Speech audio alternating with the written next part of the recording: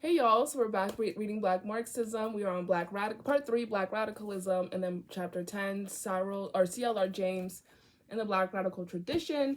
The section is the Black Victorian becomes a Black Jacobin. So let's get started. I know the last chapter was kind of like, but it was more of the last section, was like, what the hell? But it was more about like setting up the like background, the setting of C.L.R. James. So then we're on C.L.R. James. Cyril Lionel Robert James was born in Trinidad in 1901, the son of a Black Trinidadian schoolteacher, grandson just over a half century after the abolition of slavery, of a sugar estate, pan boiler, and an engine driver. His earliest years were in Tunapuna. Tell me if I'm pronouncing it wrong. I apologize if I do. A village of 3,000 by his account, situated halfway between the capital at Port of Spain to the west and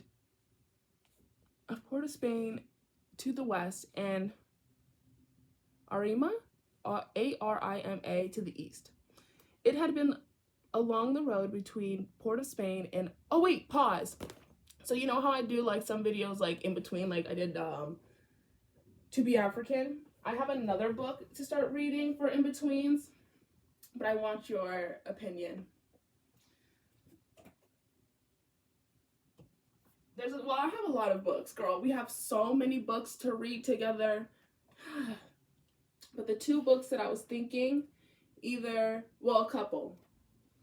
And this one too. So this was a Black Folk by W.E.B. Du Bois, but I feel like this one I would want to do like notes on, to be like, this is what I'm getting from it. This is what's important. These are my thoughts, right? Whereas these two are very much straightforward. Like you don't really need to take notes on, and they're very thin. They're by the same author, Naim Akbar. He's a part of like the African psychology. This one is the breaking the chains of psychological slavery, and then Know Thyself.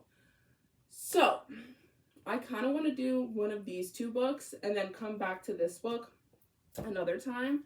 But this one, fundamental. I love it. But I was thinking either one of these two books, because they're very they're very important. They're very informative. And like, even for myself, I'm like, oh wow, like I didn't even think about that. Or like simple things that Black people do. Like one of the things in here, it talks about liberation from mental slavery, right? And one of them, I like this, evidence of things unseen. It talks about faith. Faith must be acquired from within. This is very much an individual task which must be accomplished by drawing upon the example and inspiration of those who have faith. And I love that because it kind of connects to this book. The substance of things hoped for, a memoir of African American faith. And then in the beginning, I just love the way that books connect. You know what I mean? Hold up. Pride and self-respect, Sam declares, derive from the spiritual core within, and there is a need within every man and woman for a strong religious faith and a worldview that holds things together. If you believe that there is a purpose and a power available to each of us, you have an inextinguishable source of evergreen inspiration.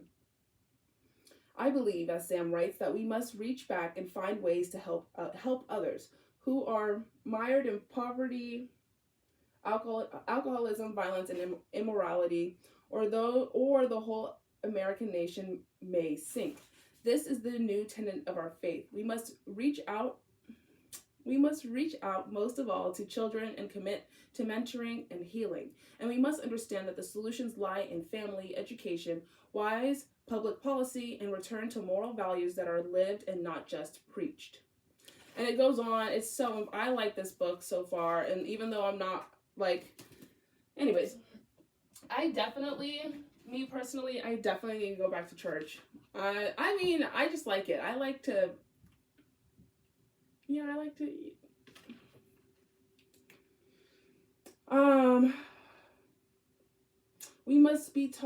We can be taught about faith by those who know faith, but each of us must explore our inner self to discover the power of faith. We must be willing to search for the belief in a power higher than circumstance and to locate this evidence of things unseen. You know, isn't that, I like this. I like how, okay, it talks about Nat Turner, Harriet Tubman, and their own faith. I love it. I absolutely love it. But then there's also, like, the part about, like, celebrating like, venerating your ancestors, knowledge of self, celebration time, come on, celebration time, come on, da-da-da, da-da. Okay. We must learn to comfortably celebrate ourselves. Self-celebration, we again emphasize, does not necessitate the degradation of others. It does unapologetically sing the greatness of our accomplishments and special blessings to the world. It tells each new generation something about the value of the fabric from which they are made. And then celebration then becomes a healing. Girl. So I think it might be this book, but let me know, because we can also do this book. They're both by the same author. But yeah, so let me know what y'all think. Let me know. Okay, back to the book.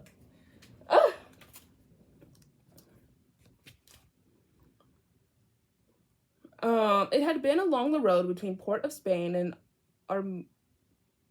Arima. I think it's Arima. It's Arima. That the ex-slaves had founded many of their new villages in the 1840s.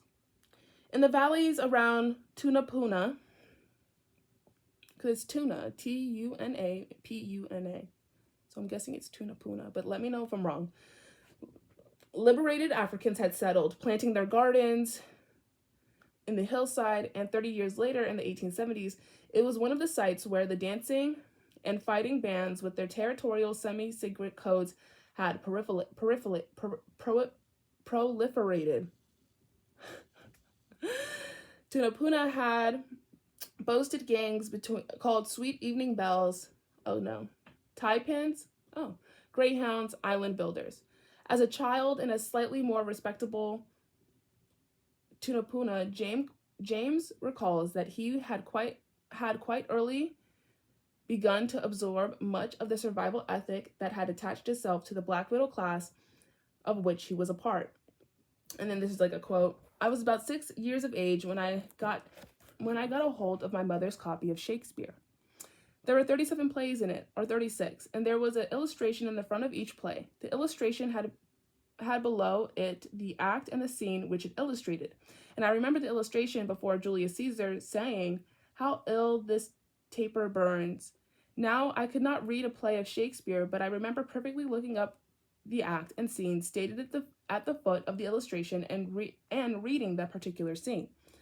I am quite sure that before I was 7, I had read all those scenes. 1 second. I need some water. Water. I don't know, I'm in a good mood, y'all. It's the Cancer full moon, so after I record this video, I'm gonna clean my room, take an Epsom salt bath, and do my thing.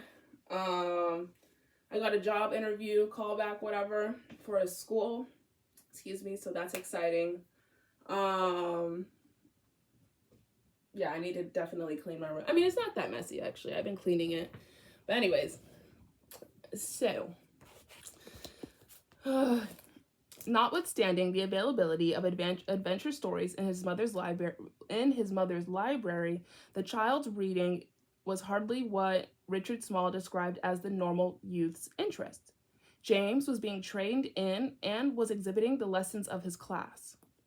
And I think about that for myself as well. Like when I went to public school, we read like Romeo and Juliet and like the Odyssey and all that things.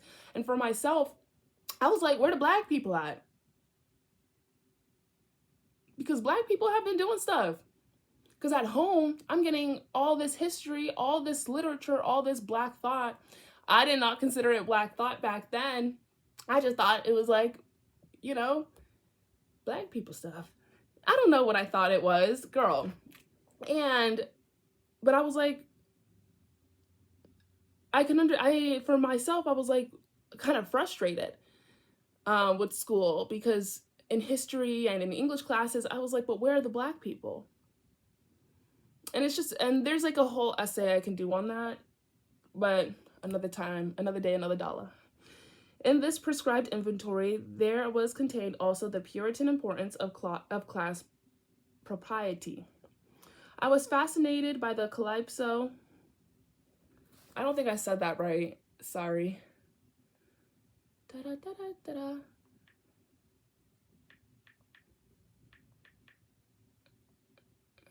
Oh yeah, calypso. Okay. It's like those nymphs. Calypso. It's like the ones in Greek mythology. My sister.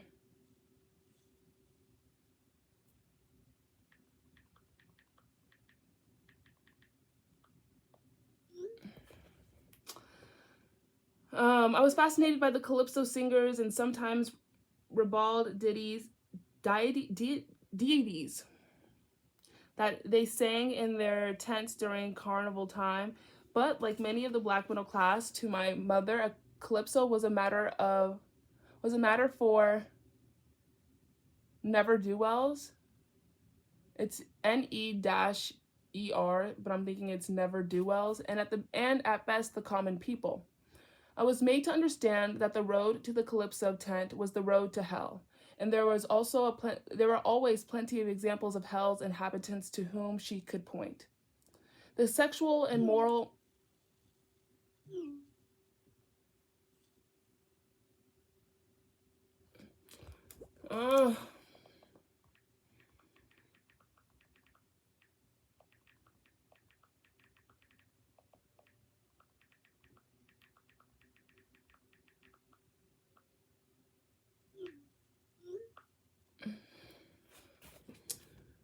the sexual and moral custom. Sorry, my sister's going to a basketball game, and I want to go.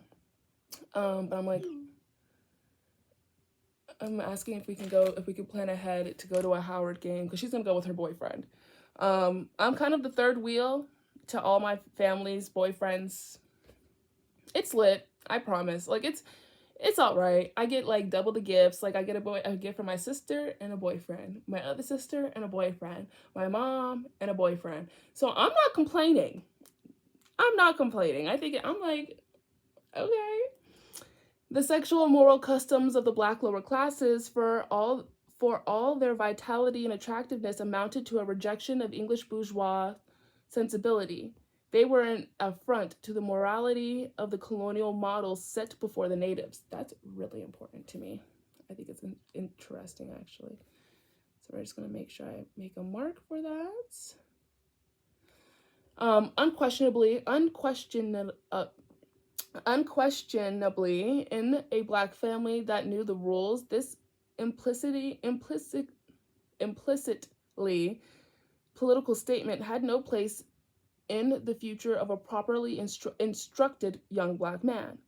Good society, white, Black, and color. Good society, white, Black, colored, conspired against what it interpreted as Dionysian satanic humors. I have a whole thing about the we'll get to it another time.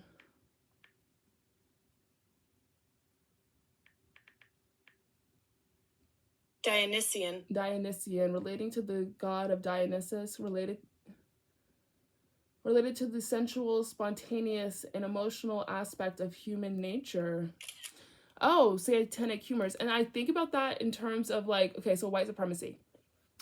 There's this thing called Manichean order, where everything white is considered good, and everything Black is considered bad. And you can see how the devil is bad, and the devil is typically represented as Blackness, and then connect that to Black people or African cultures, Afro-American cultures, Black cultures, how it's been seen or described as bad.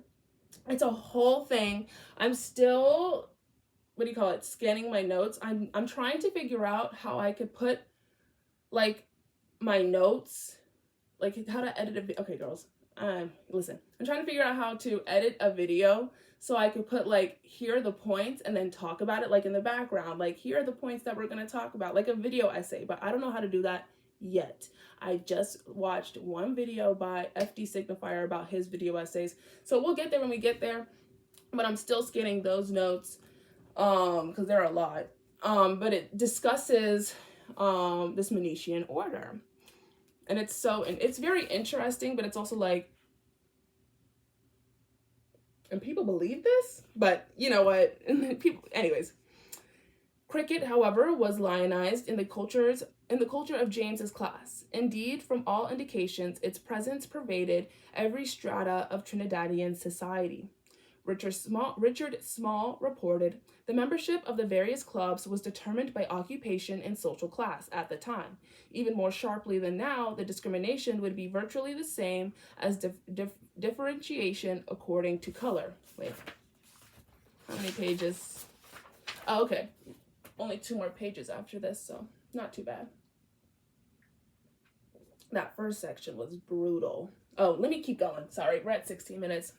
Let me keep it down. Queen's Park Club, the controllers of cricket in the island, were white and wealthy. Shamrock, Catholic French Creole, traders and cacao planters. Maple, middle class of brown skin. Shannon, the black middle class's version, white collar office types and teachers. And then Stingo, the tradesman, artisan worker, and to that almost everybody played or took an interest in cricket, and that it was played up to 8 months of the year, and some estimate of its potential for social and sublimated social expression will be grasped. Cricket was James's father's game, his uncle Cuffy's and Aunt Judith's game, his cousin Cudjoe's game, and interest even to be found in his grandfather, the extraordinary Josh Rutter. It was a game of the English schoolboy. Recreation meant cricket, for in those days, except for infrequent athletic sports meetings, cricket was the only game. Our house was superbly situated exactly behind the wicket. For James, then, it was a natural obsession, one to which he would turn as he sought to make his way in the adult world, and one to which he would return when he sought to make comprehensible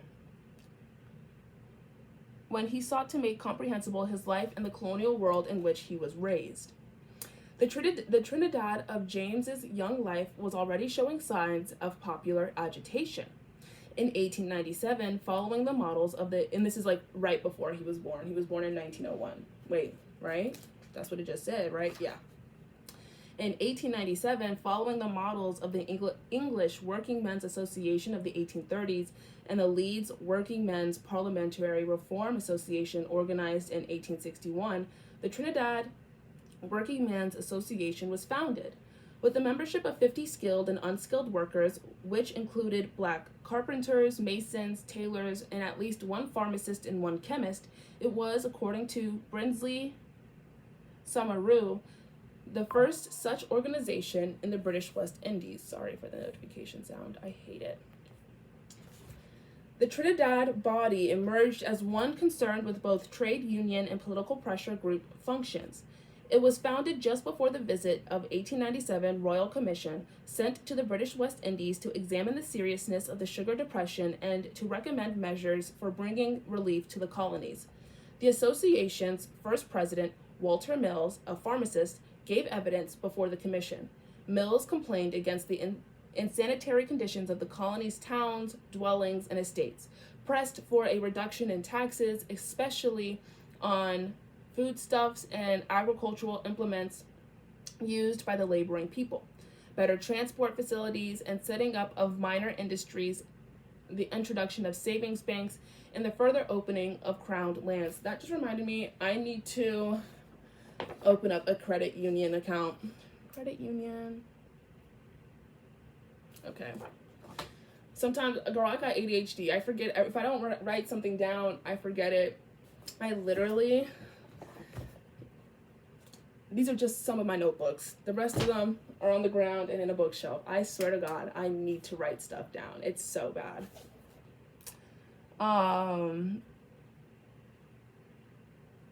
In the further opening of Crown lands, in addition, the association was strongly opposed to state-aided Indian state-aided immigration, which Mills claimed increased the competition for the starvation wages paid on sugar estates. Above all, Mills said the colony should be granted elective government. The association soon lapsed, only to be reactivated, affiliating itself in 1906 with the new British Labour Party. Now, with hundreds of members, it began to function as a representative of the working classes, campaigning for labor reform and agitating for shorter working hours, sick leave, and against the color bar. And that's really interesting. In talking about W.E.B. Du Bois, he talks about like the color line. We're at 21 minutes. Let's keep okay. Expanding its membership by attracting the traditionally apolitical East Indian worker. The colonial government was unsurprisingly hostile, advising the colonial office of the association's dubious character. Its members, some of whom are of but doubtful reputation, are for the most part not working men and have no stake in the colony. They have adopted their title simply, with the object of securing recognition in the English Labour Party and thus obtaining for themselves an importance they would not otherwise possess. But Europe and the colonial government of the British and French empires were soon caught up in the First World War. It would prove to be a historical force from which the empires could never recover. The war itself, over and above the toll it exacted in Europe, but not entirely European, was a fundamental contradiction to the raison d'etre, I hope I said that right, of the British Empire. Okay, that's important. So we're gonna of the British Empire. The assumption that the defense of the self-governing colonies from external attack and the maintenance of sea power were British responsibilities. During the war, India alone, with 1.5 million men and women in British uniforms of one sort or another, supplied more troops than any other dominions supplied more troops than all the other dominions and colonies. Canada, Australia, New Zealand, South Africa were dominions together. That's in parentheses. Okay, And what India had done for Britain, Africa did for France. Over 545,000 African native soldiers, wrote George Padmore, were employed by France, chiefly as stock troops in stemming the tide of the German advance during the most critical periods of the war. Tens of thousands of Africans also served with Germany, Belgium, and British forces in East Africa, while from the United States, of the 342,277 black troops who served, 200,000 fought with the French army, uniformed as French soldiers. From the West Indies, troops were also mobilized. Most of them, some 20,000, serving the British West Indian regiment. There's a T at the end, so. However, there had been many problems. For some, certain considerations overrode loyalty to Britain. In Trinidad, the press used the term better class to describe the whites and the lighter complexioned mulattoes who constituted the merchant and planter class. In Barbados, the term used was the best class. When enlistment of recruits started in 1915, the better class young men throughout the British West Indies refused to join, except as officers. In the same contingents as the black soldiers. Arthur Andrews Caprini, a Corsican Creole, Corsican, who was leading the campaign for recruits, complained that our better class young men are shirking from joining the public contingents because of the lamentable question of color. See how racism really just be, color which lies at the bottom of everything in these parts. Some better class soldiers come to London and joined British regiments, the majority joining with better class soldiers in the other colonies to form the merchant and planters contingent. But the advent of the Great War had brought to the fore a more considerable and mean enemy of colonial interests. Not everyone was prepared to make sacrifices for the general good. The colony's merchants saw the start of the war in Europe as a signal for an immediate increase in prices. On the very day of the government's announcement that the war had started in Europe, the Port of Spain Gazette reported that prices had risen steeply. That reminds me of like America. Sorry. This inflation of prices broke the backs of the black working class in the island's cash economy. There's a parallel. Like, okay. Sorry. I need to stop going on my tangents until we, sometimes I'm like, let's keep the tangents, at least 3 tangents. That's what I have to do in class too. Okay, sorry. The inflation of prices broke the backs of the black working class in the island's cash economy and was the primary cause of the strikes that followed. Oil workers struck in 1917, rail workers, scavengers, stevedores, sweepers, sugar, and dock workers in 1919, asphalt and rail workers again in 1920. In the Trinidad, see those parallels, like even to right now in America, how a lot of people like Amazon, they're going on strike. They're going, like, you know what I mean? And then there's a whole entire war going on right now. Like those parallels in situations. It's like, oh, then it's like, oh,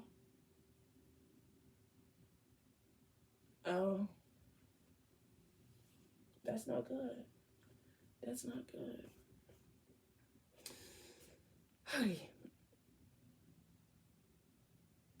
Okay. And the Trinidad's Working Men's Association joined after the war by returning ex-soldiers enraged over the racial discrimination they had experienced in military service, was at the center of the agitation. This was the basis of the social force that Captain Comprini, returning from the same war, would lead into the Trinidad Labor Party in 1932. Hold up, that's importante. Contact with Europe during the First World War gave West Indian radicals a first-hand opportunity to learn from Europe, and so the post-war period was increasingly socialist in the way that West Indians understood the term. Comprini wore a red button on his lapel, and many of his followers wore red shirts in imitation of the Reds of the Bolshevik Revolution in 1917. In these years, Trinidad had become a part of the post-war black movement that within 20 years or so would pull all the empires apart. Just as the 1914 through 18 war saw the Indian nationalists make great strides, so there were important stirrings elsewhere. In 1915, riots in central Ceylon, Ceylon, led an alarmist governor to proclaim martial law and to imprison many notable Sinhalese, Sinhalese. They included Don Stephen,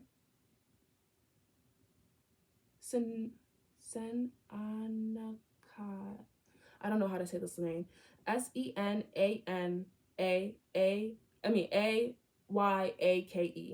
Later, the first prime minister, who never quite forgave the British. In 1918, the Ceylon, Seylon, National Congress was formed following the Indian precedent. In the same year as the Ceylon riots, an abortive rising in Nyasa, Nyasa land, led by Reverend John Chilembwe, Chilembwe, demonstrated the growing passion of African nationalism. In West Africa, the Indian nationalists had eager admirers. When India was invited to the War Cabinet in 1917, they cried, "Why not West Africa as well?"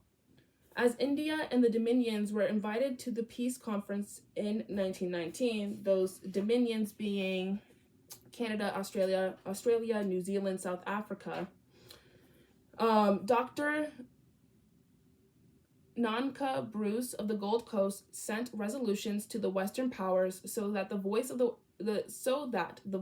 West Africa could be heard at Versailles. Battle of Versailles.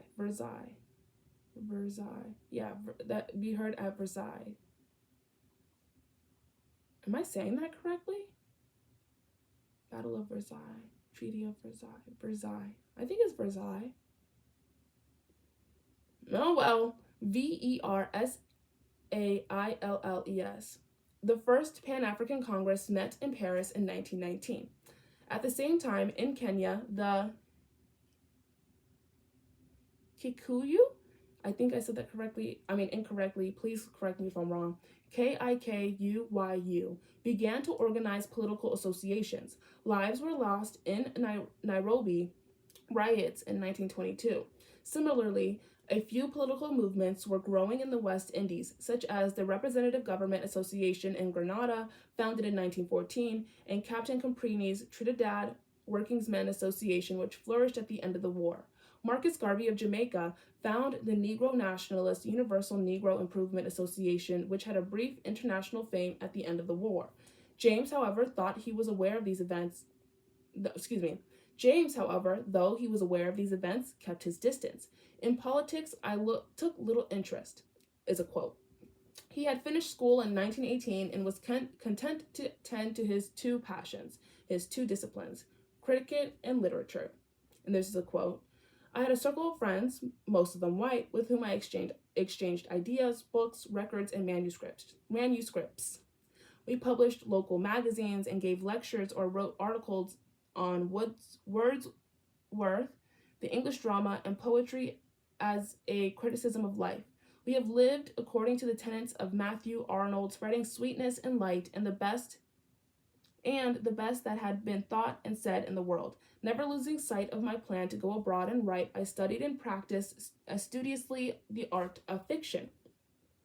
He had, to be sure, made political choices, with which he would find it increasingly difficult to live as the forces of the world bore down on him and the black radical tradition acquired its revolutionary form. Still, his earliest direction was in contrast to that of Malcolm Nurse, his childhood playmate. And I think that's George Padmore. Yeah, I was right. Nurse, matriculating at the Roman Catholic College of Immaculate Conception and the private Pamphlean, Pamphylin High School, had graduated in 1918. For a few years, he, as did James, would work as a reporter for the Weekly Guardian. In 1925, he would immigrate to the United States, and within 2 years of his arrival, he would join the American Communist Party. It was then that Nurse would become George Padmore, and that will be in our next book that we will talk about and discuss. I'm so excited. It talks about like the Harlem Renaissance and the Black radical tradition from Harlem to London. It's so cool. But even before leaving Trinidad, he had developed an open antagonism to imperialism. The Guardian had provided him with an object. The job bored him, and there was no scope for thoughtful writing, and he detested his editor, Edward J. Patridge, an Englishman who demanded subservience from his black staff. When Patridge died, Nurse wrote that he had been one of the most arrogant agents of British imperialism I've ever encountered. I held him in utter contempt, and had hoped to use my pen in exposing his role before the colonial workers and the peasants whom he oppressed through his dirty sheet, The Guardian. James and Padmore would meet in London in 1932. By then, James would have become a Trotskyist, and Padmore was barely a year from the end of his work with the communist movement. Their political collaboration would begin in 1935. Okay, last page. Breathe out. Okay. While still in Trinidad, James had taught and schooled played cricket for Maple, and worked as a part-time reporter. As a black journalist on the islands of the early 1920s, he had witnessed the maturing of nationalist politics under Caprini. Richard Small, however, suggested that it was not until 1924 that James started paying anything like close attention to Caprini's speeches, and not until 1931 that he had become a follower of Caprini. It was his conversation in 1923 with Leary Constantine, the cricketer, that had unnerved him and perhaps begun the process. And there's like a quote, like a little passage quote. I was holding forth about some example of low West Indian cricket morals when Constantine grew grave with an almost aggressive expression on his face. You have it all wrong, you know, he said coldly. What did I have wrong? You have it all wrong. You believe all that you read in those books. They are no better than we. And that goes back to, I forgot to talk about this. It's important to center the people. That will be in our first discussion, because we'll talk about that. We'll talk about it. But it's important, like, the books are the books. But what's important is the people. But, hold up. There are no better than we. I floundered around. I hadn't intended to say that they were better than we. Yet a great deal of what I had been saying was just that. Constantine reverted to an old theme. I have told you that we won that match. We won it. The conversation broke up, leaving me somewhat bewildered. They were no better than we. I knew we were man for man as good as anybody. I had also known that since my school days. But if it were the truth, it was not the whole truth. James' politics, like those of Caprini, however, remained within the parameters of parliamentarism. Anyways, he would need Marxism, he maintained later, to break with that assumption. By the late 1920s, he was a nationalist, but though he had read Garvey's Negro World, had interviewed Garvey himself when the latter visited Trinidad after his expulsion from the United States, because Garvey was like, they kicked him out, and was familiar with some of Du Bois's early works, James's vision had still only partially progressed beyond the ideological tradition in which he had been reared. I hadn't really the faintest idea about black politics, nor was there any talk about any African or black revolt. His commitment to fiction writing, an intent that had borne some fruit in the publication of some of his short stories and the development of the manuscript for what would become Minty Alley. Nevertheless, his political apprenticeship had begun, and he was preparing to write a biography of Caprini. I began to study the history of the islands. I collected Hansard, Hansards, old white papers, reports of colonial commissions. There were plenty around which nobody wanted.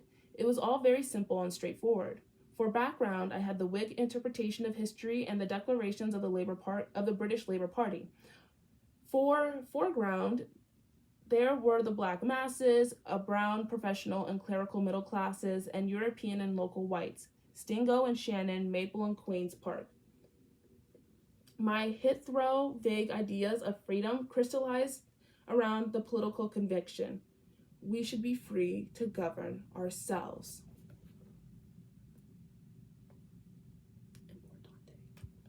Okay. It was then that Constantine, the more disruptive political force in James's social milieu, intervened.